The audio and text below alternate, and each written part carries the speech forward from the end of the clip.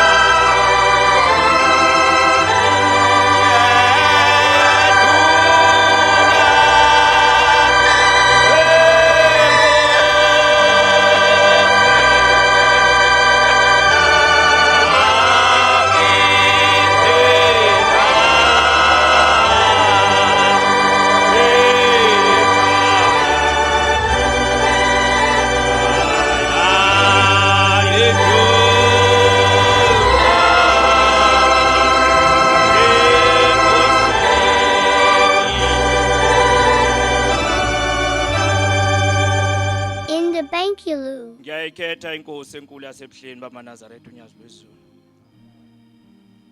Ngiyababingelela abayingcwele. Zikhonze ezinhle zasezulwini, ngiyabonga baba uMhayise, ngiyabonga Mshumayeli. Xolise engilosini yesabatha ungafiki ngesikhathi. Ngibuya emsebenzini, ngisuka eMpumalanga. Ngiyingane ke yalapha ekhaya eMedunza.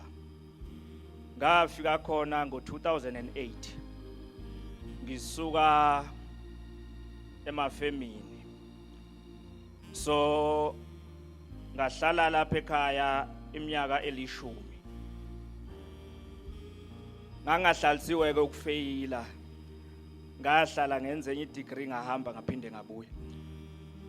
Kodwa ngiyakhumbula ngo-2008 mangifika amaNazaretha cishe sasibathathu, kwakuyimi nomfokazulu nomfoka Mathobela, ngisho amaNazaretha ayeyivezile ukuthi angamaNazaretha. Kwathi ngo-2009 kwafika, ngizombiza ngesibongo ebesisebenzisa, umfoka Majola osewuhadebe manje, obheka ithempeli eliseNyukhasela eNkulisa eMountain. Kwathi makufika leyo nsizwa kwashintsha okuningi, bayayikhumbula obaba uMhayise, ngoba ngibonga kubaba uMhayise lokhu sasuka naye emuva. Ngiyakhumbula wayesahamba ngemonto iCitron ngaleso sikhathi, sasebenzisa imoto yakhe ukuthatha izinto esayisebenzisa esasiyiboleke kubantu mhlazana esilontsha lapha ekhaya. Salontsha ngo-2010 ngomhla ka-8. Kwakukhona owayesaphethe iPitoli, kwakusenomshumayeli uMbatha. Ngiyakhumbula sikhuluma indaba yethu kuye, umshumayeli uMbatha kwaumuntu onolaka kakhulu. Kwake wathi angayizi ukuligcoba ithempeli eMedunza ngoba wayengaqondi, kwakuwumuntu oyinhlobo endala engayiqondi indaba yeNathesa, ukuthi njengoba sithi sifuna ukulontsha iNathesa kahle kahle yini le esifuna ukuyenza. Kodwa waba khona naye uNkulunkulu azamkhumbule lapha ekhona, ngoba njengoba sihlangene namhlanje naye wayekhona, waba nezwi, sasikuyo le building. Kwafika ubaba umfundisi uNgidi ehamba nebranch noma nama branch aseThekwini. ngiyakhumbula ibhasi yayikhona kwafika ibhasi yaseMangosuthu niyayazi ke engadigration nokuyibona nasemhlanganweni ababephethe lapho kwaNational kwakuphethe obabungcam ngiyakhumbula nomshazi kwakusekhona ikhwaya eMangosuthu yayicula kahle kakhulu kwaba into enkulu kodwa ke njengoba seshilo baba uMsweli ukuthi thina singabe sibili okulontsha kodwa kwathi makufika obaba umshumayeli noma odopa eSoshanguve bafike balontsha yathi ukuthi ibranch yakhona base bafika obaba uMsweli noNtuli bayivusa sase siyasebenzisana kakhulu kakhulu umsebenzi ngiyakhumbula siya eVets kwakukhona umfokanzimande noNkabinde yayingekho ibranch eVets ngiyakhumbula siye uJ sihamba nomajola sasihamba ngestimela kwakukhona osimamisa kukhona onkule nabanye babekhona ngaleso sikhathi yayingekho ibranch eyayilontshiwe eUJ ngiyakhumbula kufika umvubu eUP nabanye ababekhona yalontshwa ngesikhathi somvubu eUniversity of Pretoria ibranch ngiyakhumbula siya eTUT emain campus safike sathola insizwa omsibi nezinye ezazikhona ngiyakhumbula usihlalo wakhona kwaku umfoka sengikhohliwe lensizwa kodwa yayingekho ibranch masifika le emain camp sabahlanganisa ngoba umajola wayinenhliziyo abantu mina ngangihamba ngokulekelela yena amandla omuntu awadliwa abafowethu angeke ngithi mina kwakuyime ngangiyovusa inathesa kwathi ngokufika kwamajola lapha umfoka Hadebe kwashintsha okuningi ePitoli nguye umuntu wayehambela ngisho ama-branch eUKZN ewenzisa ama-symposium enza konke kodwa sathi masolontsha ngiyakhumbula sasinganayo ngisho ibudget iSRC lapha ekhaya sinika cishe u3000 sasingabantu ababengafiki ku10 mhlambe sasi u6 7 okwakuphoqa ukuthi wonke umuntu osebranchini abe nesikhundla iexecutive yethu yayingekho iadditional member uma siya lapha siyocela le ndawo lena ngiyakhumbula saba nezingqina kwabalula ekuqaleni kodwa kwathi mase kuzofika losuku lokulontsha kwabanzima ngoba kwase kufika ezinye izinkonzo ezayicabanga ukuthi amaNazaretha zingawadlula noma zingawathathela ilokuzana ivenue yawo ngalowo yamhla ka8 sase sibizwa eofisini le vice chancellor uma sifika nomfoka majola uHadebe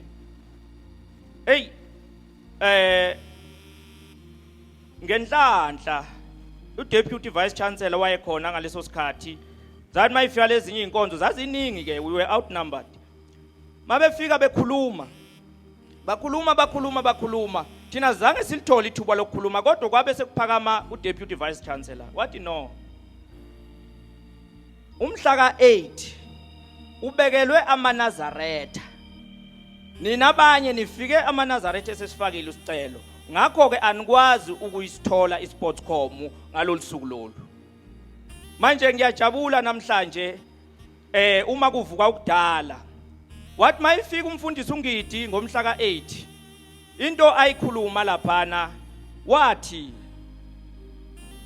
ngihambile izolo ngaye enkosini uThingo lamakhosazana ngiyombikela ukuthi baba ngiyahamba nabantwana ngiya ePitoli siyolontsha ibranch eNathesa sicela baba uhambe nathi sibuye siphephile yathi ke inkosi kuye mfundisi uhambe nenkosi wathi mayifika la umfundisi wathi inkosi inginikezile isibusiso kodwa into kumele niyibheke isibusiso sihleze sihamba nesiqalekiso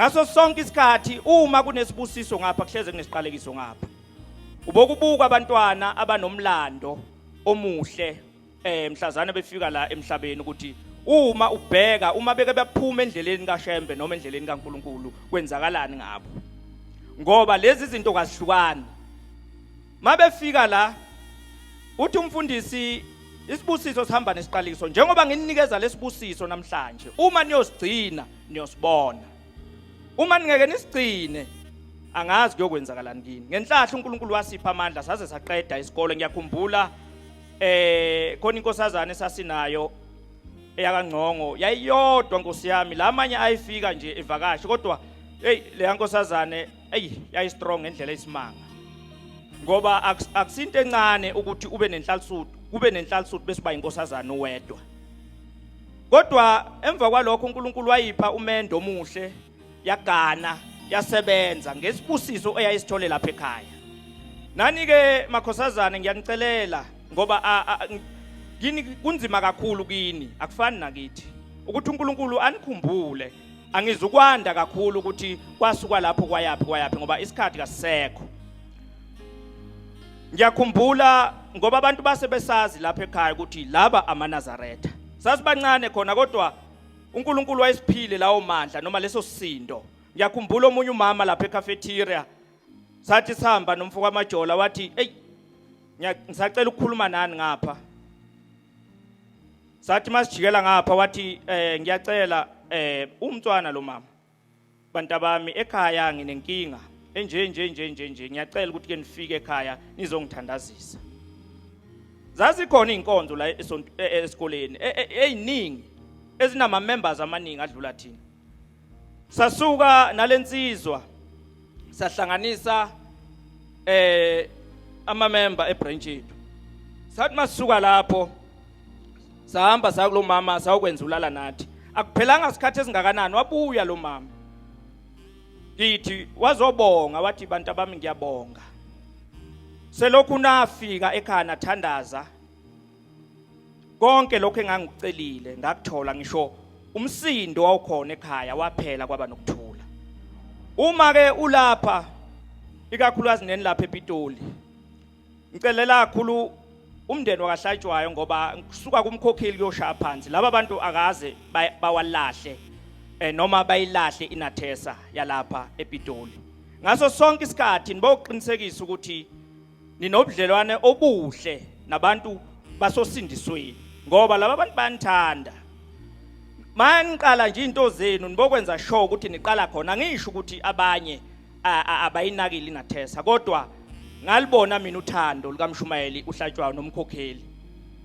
nabantu basosindisweni so niboqinisekisa lokho ukuthi niqala kuphi niya kuphi nenze njani ngoba laba bantu inathesa bayayiphila bayayithanda ngiyakhumbula sengizohamba sengizoqeda lana izifundo zami ezinye ngithanda ukuthi mangikhuluma noma silapha endaweni kaNkuluNkulu kungaqhakambiswa kakhulu ukuthi lona uyini ngoba uma silapha uShembe wakhipha igaba ezintathu wathi khona inhlalisuthi wathi khona amakhosazana wathi khona ingudlungudlu manje kuyayihluphe kwesinye isikhathi kodwa abakushoyo futhi anginankinga kodwa mina kuyayi kunginikeza inkinga ngoba uma silapha kufanele sifane sonke yebo khona uNkulunkulu angasikhuphula ngendlela esikhuphula ngazo ukuthi wena usukuthi kodwa omunye umuntu uNkulunkulu angakamkhumbuli ngaleyo ndlela ubese zizwa enciphile ngiyaye ngibone nje abantu asebe lona ngisho ukuhlala ubone sekuthiwa ayiwoza ngapho kodwa lo muntu akasumshumayeli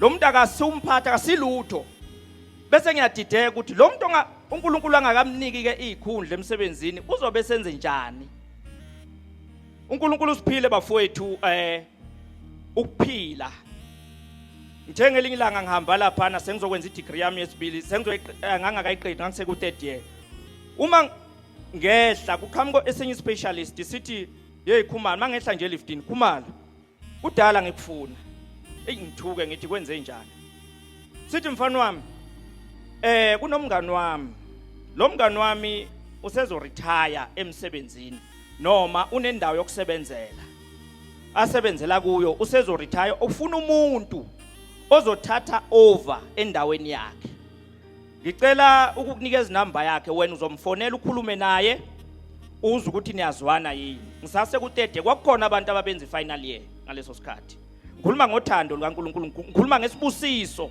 uNkulunkulu asinikeza sona kule branch uma ngiyithatha inamba ngithe mangimfonela sengile koceza ko Friday ngisebenza ngakhona ngifonela lo dokotela omngani wespecialist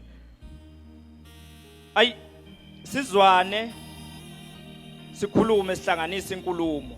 Wafika wanginikeza indawo yakhe. Ngikhuluma ngento mhlambe ayidinga iqagula ngayikhuluma indaba yemali. Kodwa ngikhuluma ukuthi mhlambe wangidayisela ngo10%.